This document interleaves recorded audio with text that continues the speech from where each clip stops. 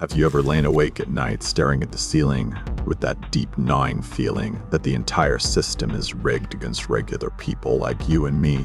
That the American dream, the one your parents and grandparents believed in, has become nothing more than a polished marketing slogan designed to keep us working harder, hoping longer, and asking fewer questions, while a small group of powerful insiders rewrite the rules in their favor. What if the simple, honest choice to fight for a better life for your own family suddenly put a target on your back? What if the people who decided you were in their way played by no rules at all? No laws, no morals, no limits? What if everything you thought you knew about freedom, government, and power in this country turned out to be a carefully maintained illusion? Let me take you deep into the raw, emotional, and explosive true-feeling story of John Mitchell. A story that begins with quiet hope, descends into terrifying betrayal, explodes with layers of conspiracy, and rises into one man's defiant stand that shook an entire nation. John Mitchell was 42 years old, a battle-scarred United States Marine veteran who had served 2 grueling tours in Afghanistan. He had seen hell up close. ID blast Richter's convoy one scorching afternoon, killing his best friend instantly and leaving John with jagged pieces of shrapnel permanently lodged in his left leg. The physical pain never fully left him, but it was the invisible wounds that haunted him most, the nightmares that dragged him back to the sand, the gunfire, and the cries of dying brothers almost every single night. When he came home, the country he had fought for seemed to turn its back. The VA system failed him at every turn. Endless paperwork, canceled appointments, treatments delayed for months. His wife Sarah tried to stay strong, but the darkness that followed John home was too much. She left 5 years earlier, telling him she still loved him, but couldn't watch him drown anymore. That left John with the only anchor he had left in this world, his 16-year-old daughter, Katie. Katie was his reason for everything. She had inherited her mother's warm, genuine smile and her father's quiet, stubborn strength. She was smart, compassionate, and far tougher than most adults John had met. In her eyes, he still saw the hero she believed him to be, and that belief kept him going even on the darkest days. One crisp autumn morning, John stood alone in front of the towering, long-abandoned steel mill on the outskirts of Millvale, Pennsylvania. The massive structure had once been the proud industrial heart of the entire region. Thousands of families had built good lives here, steady jobs, strong communities, real pride in hard work. Now the mill stood silent and decaying, its empty halls echoing with the ghosts of a lost America. Using every last dollar he possessed, his savings, his disability checks, and the modest inheritance his grandfather had left him, John bought the crumbling giant. His dream was bold and deeply personal. He wanted to turn the old mill into a free community training center, a place where struggling veterans could learn new trades, where laid-off steelworkers could retrain for modern jobs, and where local teenagers, including his own daughter, could master real skills: welding, precision machining, computer repair, basic coding, even how to start a small business. Skills that could restore dignity, opportunity, and hope to a town that had been forgotten for too long. As he walked through the vast, dusty halls with Katie, the air thick with the scent of old oil, rust, and faded history, he put his arm around her shoulders and said with quiet conviction, "This is our real shot at the American dream, Katie. Not the fake version they sell on television. The one we build ourselves with our own hands for our own people." Katie hugged him tightly, her eyes bright with pride and excitement.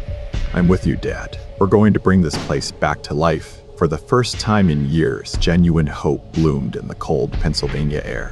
Father and daughter spent weeks cleaning, repairing what they could, painting walls, and dreaming out loud about the future they would create together. But hope, especially real hope rooted in self-reliance, has always attracted powerful enemies in this country.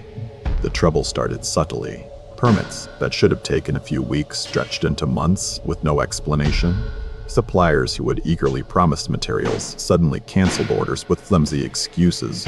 Local bureaucrats gave vague answers and avoided John's calls. Then, one overcast afternoon, a sleek black SUV rolled up to the mill gates. Out stepped Richard Lang, polished, confident, and dressed like he belonged in a corporate boardroom rather than a dying steel town. He represented Apex Energy Solutions, a company that constantly preached about green technology, sustainable innovation, and building the future. Lang offered John a deal that sounded like salvation. "Mr. Vindy, Mitchell, we want to purchase this entire property," he said with a smooth, rehearsed smile. "We're planning a state-of-the-art green data center here. High-tech, environmentally friendly, and capable of creating hundreds of new jobs. We'll pay you well above market value. Cash deal. You could secure Katie's college education, pay off any debts, and finally live without worry. It's a win-win for everyone involved." John felt an immediate, instinctive twist in his gut.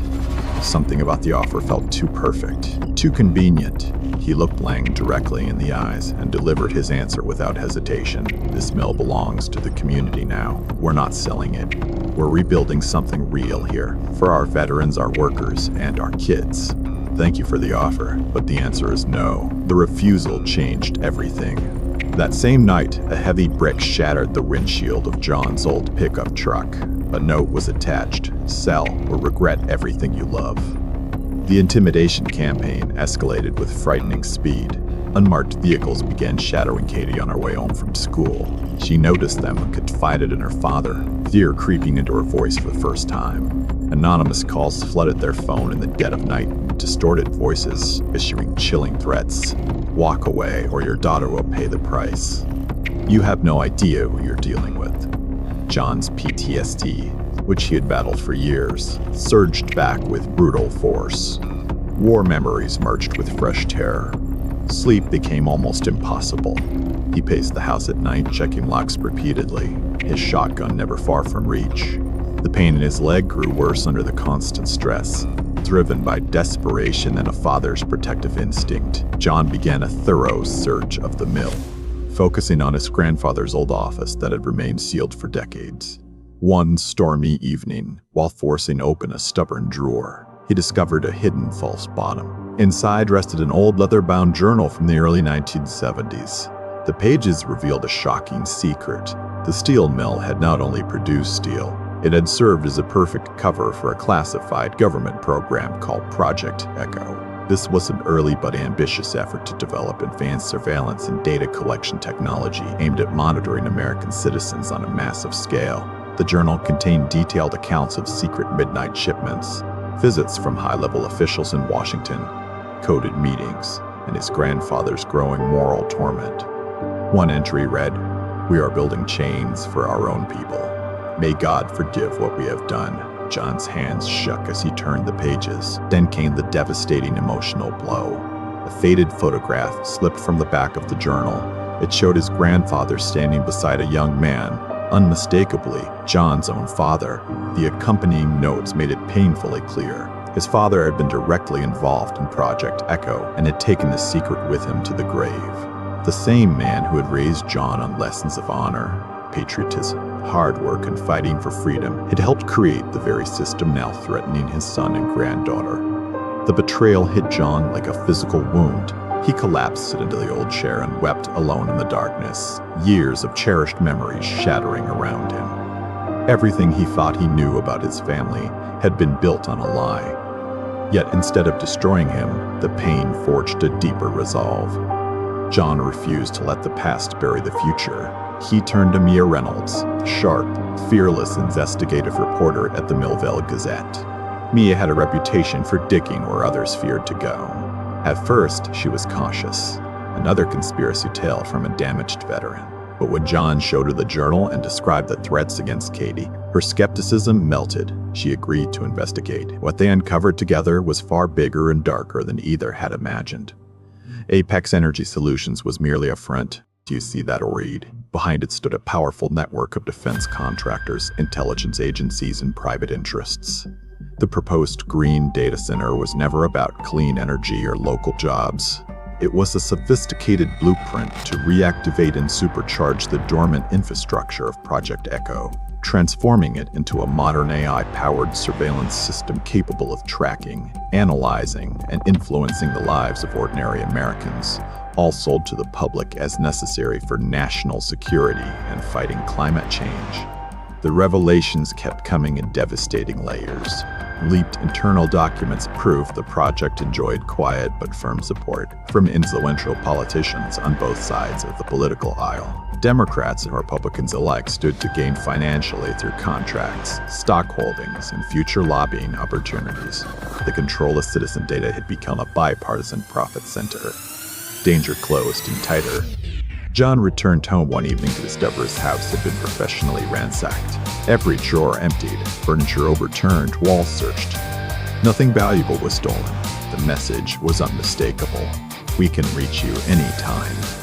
Mia was abducted off the street after leaving work one night. She was held for 2 full days in an undisclosed location, interrogated harshly, and released with a brutal warning. Drop this story or the next time will be permanent. In a tearful late-night meeting in a hidden location, Mia made a painful confession. At the very beginning of the story, Apex had paid her a substantial sum to monitor John and report back on any activity at the mill. She had accepted the money during a difficult financial period, but after reading the grandfather's journal and witnessing John's fierce love for his daughter, her conscience overpowered her. She was now all in, ready to risk her career and safety to bring the truth into the light. Through all the fear and chaos, Katie remained the emotional core that kept John fighting. One quiet evening, as exhaustion weighed heavily on her father, Katie sat across from him at the kitchen table. Her voice was calm, but filled with steel. "Dad, you went to war overseas because your country called you. You risked everything for freedom. Don't stop fighting for that same freedom right here at home. For me, for this town, for every family that still believes in something better. We're not running. We're not selling out." Those words from his daughter reignited the Marine spirit inside John. The father's love fused with the warrior's courage. He would not break, drawing on trusted contacts from his military days and rediscovering his grandfather's old hand radio setup, which still functioned after all those years. John slowly and carefully built a small but determined network of allies, fellow veterans, honest locals, independent journalists, and a handful of tech insiders who had seen similar projects in other parts of the country. The story reached its explosive climax at a packed town hall meeting held inside the old mill. Hundreds of residents filled the space, workers, families, veterans, young people, the air thick with tension, anger, and a growing sense of shared purpose. John stepped onto the stage, the worn leather journal and printed documents held firmly in his hands. His voice, though weary from battle, carried the unmistakable weight of truth. "They want to watch every step we take," he declared, his words ringing off the steel beams. "They want to collect our data, predict our thoughts, and control our lives. They want to turn American freedom into a product they can sell and weaponize. This isn't security. This isn't progress. This is tyranny wearing a suit and hiding behind pretty green slogans. Not on my watch. Not in our town. Not while I still draw breath." The crowd rose in a thunderous roar of defiance that seemed to shake the foundations of the old mill. When officials and security personnel tried to shut down the meeting and confiscate the evidence, Mia activated multiple live streams. The video exploded across the internet within minutes. Clips spread virally on every major platform, reaching millions of viewers in a matter of hours. People across the country watched a real American veteran, a father, standing alone against overwhelming power to protect his daughter and his community's future. Then came the final, heart-stopping twist. Early the next morning, federal agents in full tactical gear descended on the mill. Helicopters circled overhead. John and several others were temporarily detained. But one senior agent, a man whose eyes showed the burden of long service, pulled John aside in a quiet moment. "Listen to me carefully," he said in a hushed tone. "Your grandfather tried to blow the whistle on this same operation decades ago. They silenced him. This goes far beyond one company or one town. It has survived multiple administrations from both political parties. It involves powerful international partners who answer to no single government or voter. You just kicked the biggest hornet's nest in modern American history." John met the agent's gaze and nodded calmly. He had anticipated betrayal at the highest levels. In the days before the town hall, he had meticulously created multiple encrypted backups of every document, every journal page, and every recording. These copies have been distributed to trusted independent journalists, secure contacts abroad, and digital deadman switches set to release everything automatically if anything happened to him or Katie. The scandal detonated with the force of a national earthquake. Mainstream outlets, unable to ignore the viral video and the mountain of leaked evidence, were forced to cover the story. Congressional hearings were demanded and eventually held under intense public pressure. Investigations were launched. The Apex Energy project was immediately frozen. Politicians on both sides scrambled to distance themselves, but the public outrage was too loud to silence. The old steel mill was saved from demolition. With renewed community support, volunteers, and small donations, it slowly began its transformation into the thriving training center John had always envisioned. A living monument to courage, resilience, and the refusal to surrender the American spirit. John Mitchell still lives under surveillance. His life carries permanent risk, yet his story has traveled far beyond Millvale, igniting hope and awakening a sense of defiance in millions of Americans who had begun to feel powerless. It reminds us that liberty is not a relic of history books. It lives today in the hearts of fathers who refuse to trade their children's future for temporary comfort. It lives in veterans who understand that the most important battles are sometimes fought on American soil. It lives in journalists, neighbors, and ordinary citizens who find the courage to speak truth when the powerful demand silence.